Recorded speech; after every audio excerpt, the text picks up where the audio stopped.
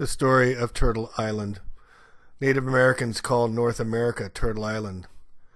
The Ojibwa tell the story of how the Quiche Manitou flooded the earth because its creatures had forgotten to love, honor, and respect all beings in the circle of life.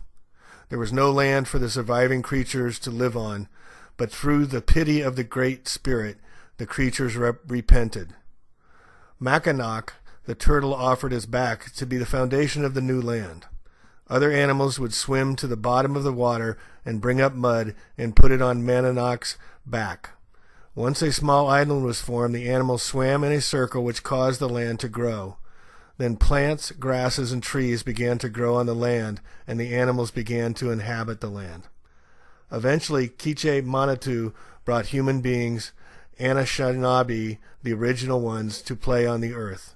But they also forgot the original teachings as their animal brothers did.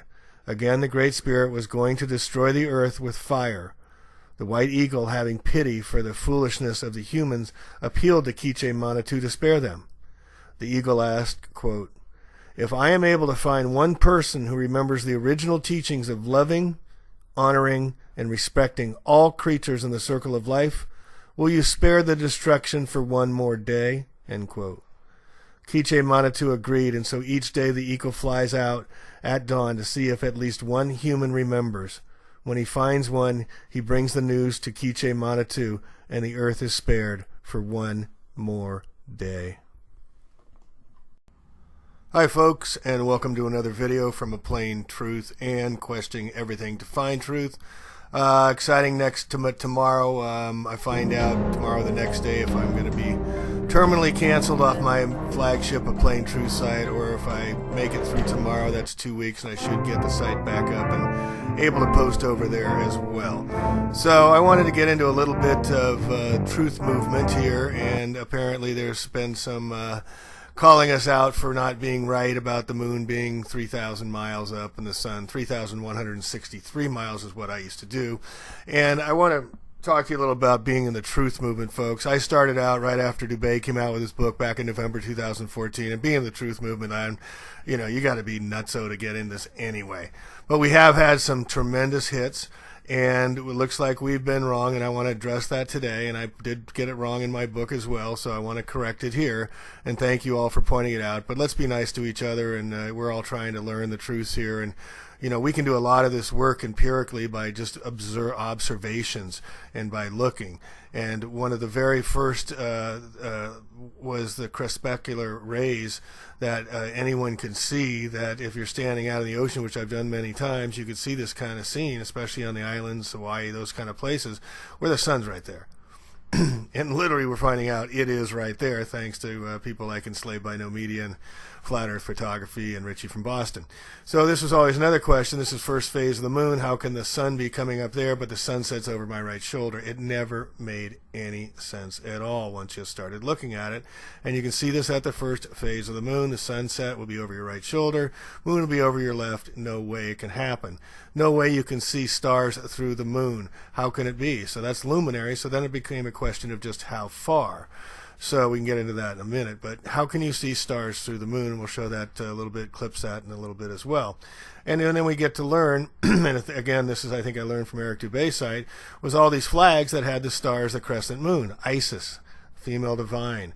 This is Isis, the female moon, crescent stars through the moon. Now the moon and the sun are the same size. That's what it looks like, folks, and why do we call it a sunrise? But what I got into was the trigonometry, the basics of two people standing at differences, measuring the two angles and coming up with the distance. I mean, it's not that difficult to do, and apparently there were people to do that. Again, I think I learned it through Eric Dubé, so maybe that was a mislead out to get us on the wrong path, and looks like it has been. But I did put this, actually was in my book, and so we'll have to come out with edition 2 and correct that. But as I said, we've been right on a lot of things. And one of the things I could never get my head around was, how could we still be seeing clouds behind the moon if still 3,000 miles away? Clouds aren't 3,000 miles up. But again, we have other proofs definitive that the moon isn't what it says it is when it measures warmer 4 to 6 degrees in the shade of the moon shade than it does in the moonlight. How can that be? Because all the world's a stage and we're merely players in it. They're playing us, folks. They're playing us all the time. They're working us, and it's the men in black. Why would they even put this supposed moon up there, what it is, and have names for all the Jesuits, for all the craters, when we used to have that? It matched perfectly with the clock of the day when we worked the feminine divine and followed the feminine nature nurture rules. So the 12-hour day and the 12-hour night fit perfectly on a flat earth, and it also coincides with the Native American legends and the Far and Near East Asians and the Vikings and the Egyptians, Babylonians, and many, many other cultures. But we're never taught any of this. We're all like a turtle coming out of our shell for the first time and seeing what's going on around the world and what the possibilities are.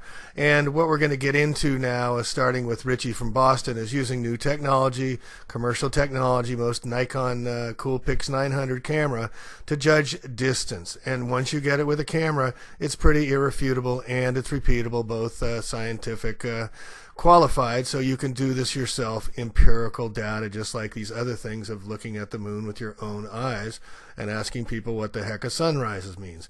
But the Native Americans use the moon. Isis is the moon figure. There was 13 moons that matched perfectly with the 28 days that match up with a woman's menstrual cycle. It was all in sync and harmony, and all had resonance with the astrotheology above us. And so this is really important to grasp, but it's much closer than we think. And heaven, as someone said as well, is much closer. But the church says the earth is flat, but I note it is round, for I've seen the shadow on the moon, and I have more faith in the shadow than the church. Ferdinand Magellan. Are you going to start arguing with them in front of everybody? Of course you wouldn't, because that would make you look insane. It just doesn't make any sense. You can't argue with them and win, correct? So there's that. Now on to this. See this video that I'm taking right now? I'm clearly, in the daytime, I'm zooming in on the moon. Let's watch this again. In the daylight, I'm zooming right in on the moon. No problem with a Nikon P900. And I can zoom even further than that, and I believe I will. There it is. You can literally see what looks to be stars shining right through it. Now let's take a look at this. This is going to be a little comparison. Right over here is the Boston skyline. See it? And right there is the Prudential building, which if you Google it, from my house to the Prudential, it's 4.7 miles away as the crow flies. Not too far, right? I could probably fly the drone over there, but I might lose it, so I don't. At any rate, plus there's an airport right here. Yeah, I grew up next to the airport watching Logan dump all day long. This never happened in my first 30 years of life. It's all pretty new. At any rate, let's watch me zoom in on the Prudential building, shall we? This is going to be a test. Prove that the moon is nowhere near 234,000 miles away. Watch. I got the tripod up.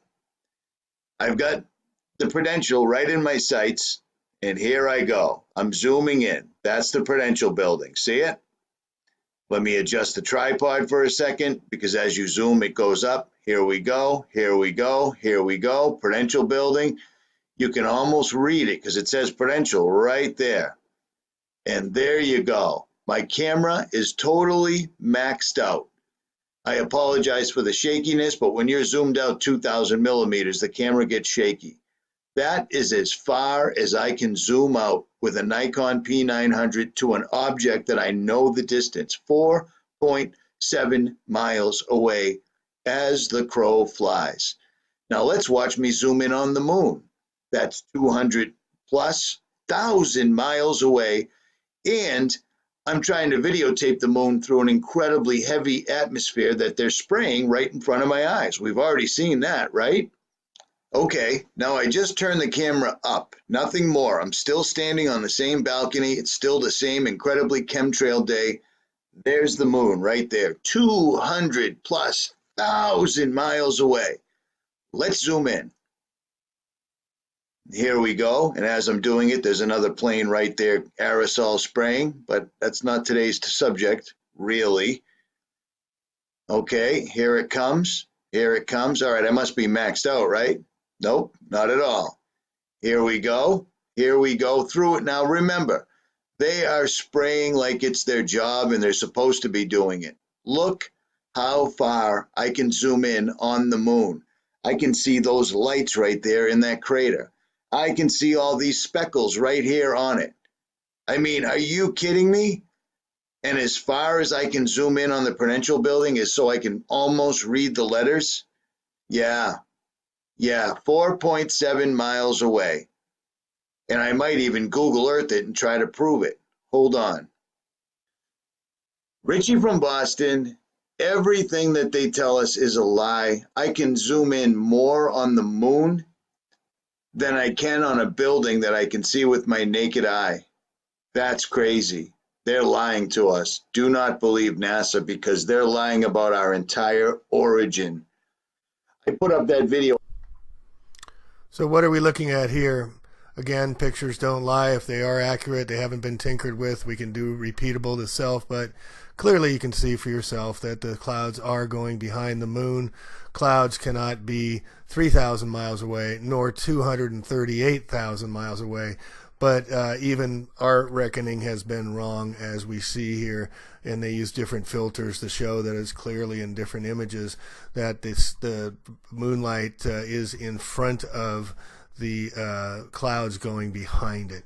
So it's more likely the moon is only a few miles up, the sun is only a few miles up, and we've been lied to on such a massive scale. We are just beginning to wake up to these incredible truths and using the technology of cameras that we can all self-prove for ourselves, and we are doing, as well as the other things that are being uncovered and discovered, just as 5G technology and everything else is coming to enslave us. We're waking up in great numbers, and this is helping us understand better how massive and how big these lies have been. Look at that. It's going behind the sun. Is there any question, or the moon, excuse me, is there any question you can have when looking at these pictures? No. You have to conclude that we are been lied to on a major scale and rethink everything. And so that's why it's important guys like Enslaved by No Media are coming up with these charts. You will notice in the pictures stars show through the dark portions of the moon. And as I go through them, I'll blow them up a little larger so you can see these stars. I'll point to one. There's a blue star here, a white star. There's another star right here. Move on to the next one.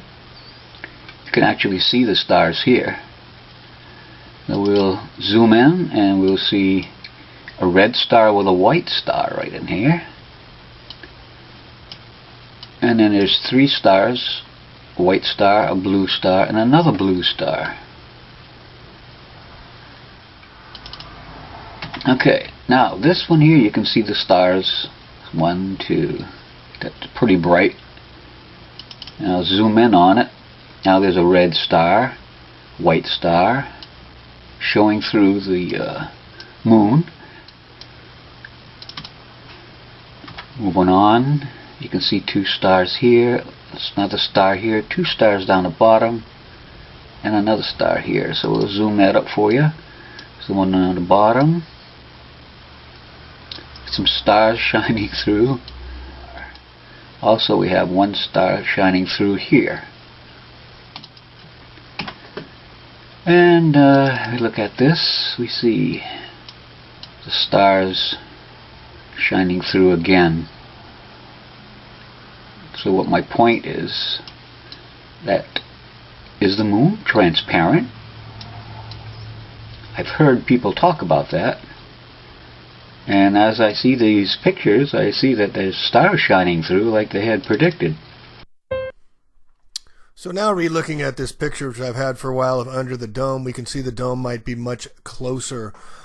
Circle of vision, and Enslaved by No Media is making a drawing here and others that are just showing us that what it may look like. And we're all working, to try and understand, but this is great stuff. We need to study this further.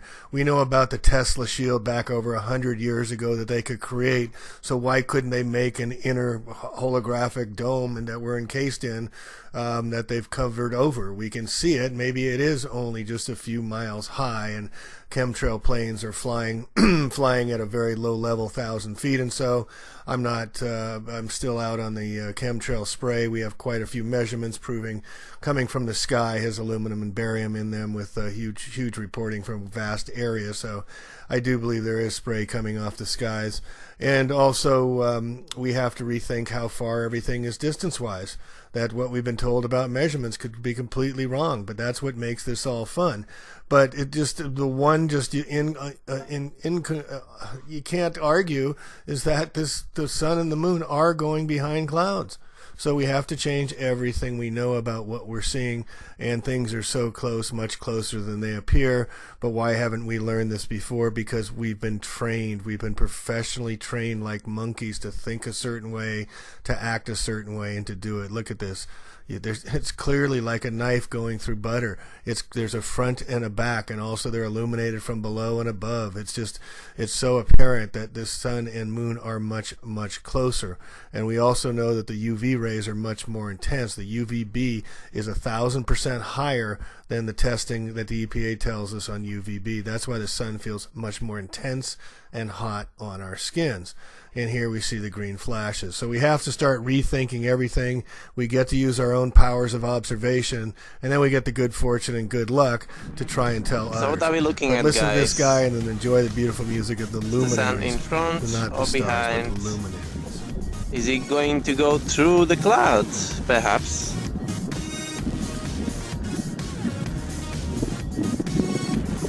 Is it going to go through the cloud or not?